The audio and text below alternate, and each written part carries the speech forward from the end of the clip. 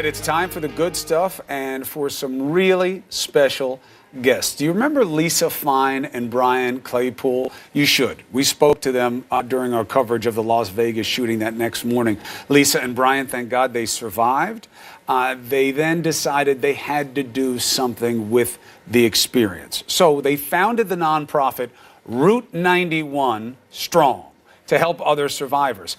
And they've been doing things. They got together, did this quickly also. They've been raising money and now issuing their first checks to those affected by the shooting. Lisa and Brian join us now. It's so good to see you both. We've only been talking on the phone. I've never worked harder to get people on this show than I have with the two of you because you've been so busy. But thank God for your efforts. I know it matters to you both personally because it's helping you process what happened, but you're giving back to the people who need it. So, Lisa, tell me what you've done, what it has meant to you, and then we'll get to what's next. Yeah, we have pulled together a team of survivors and incredible experts and professionals to bring together Route 91 Strong and funds to catch people that are falling through the cracks, that are, survivors that went through exactly what we went through. And we are on a mission of support, hope, strength, change, and love. And we gave our first checks out, and it was the probably biggest extraordinary experience I've ever personally had, to work so hard to make a difference for others and not let people fall. That was the biggest thing. Good for you, Lisa. Brian, how much have you raised? How much do you want to raise? Oh, Chris, we've raised, I think, a little over $30,000 right now, but that is just a drop in the bucket for what we plan on raising.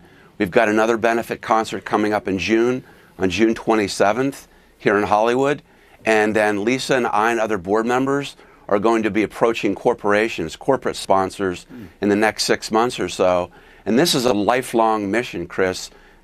This isn't just an aberration for Vegas victims. This is going to last a lifetime. Constant fundraising and impacting people in a positive way. Smart move. We see a lot of corporate citizens wanting to step up now and getting involved with some of the direct and indirect issues that are presented in these shootings. Lisa, back to you. What kinds of needs are you seeing? What did you expect and what did you not expect? Yeah, when we first got our applicants applying, it was clear to me that a lot of the survivors, what was happening is post-traumatic stress, complete shock, trauma, which Brian and I know all too well.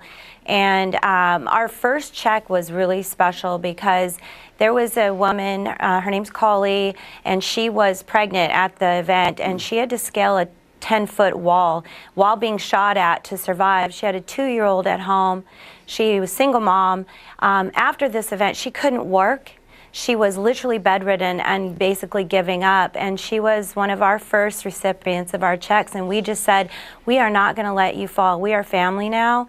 And we ended up making sure that she had her bills paid for, that she could just have that baby and relax and just let her know that we are family and we're not going to let anything take away that, joy of having that baby after surviving such a tragic event. How's the baby?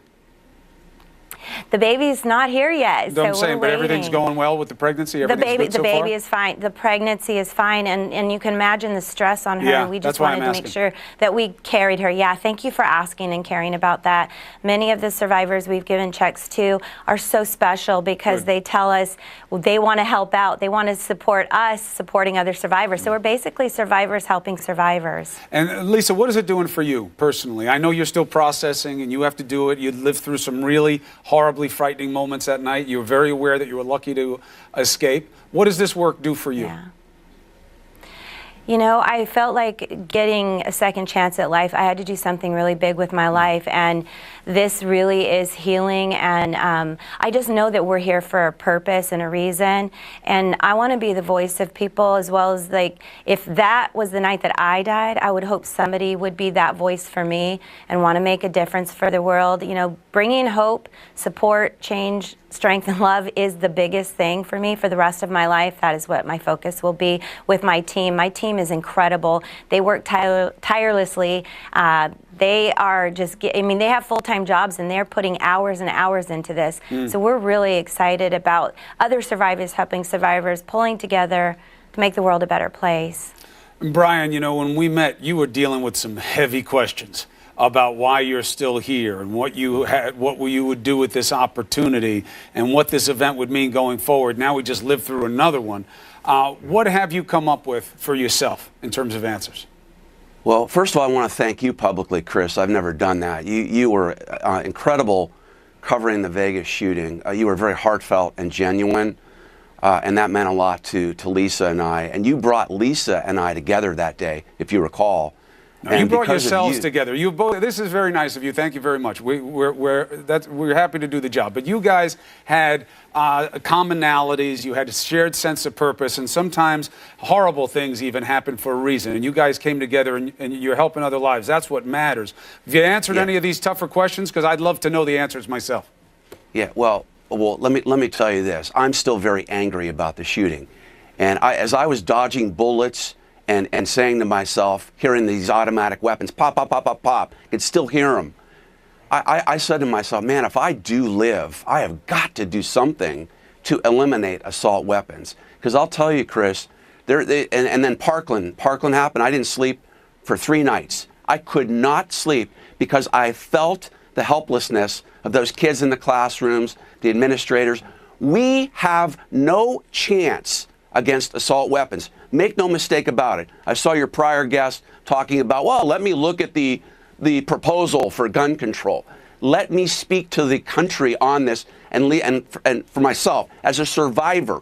You have no chance when you're in a shooting where there's an assault weapon. And Chris, I'm telling you, if we don't get gun reform then through legislators, then they're going to have blood. They already have blood on their hands, in my opinion.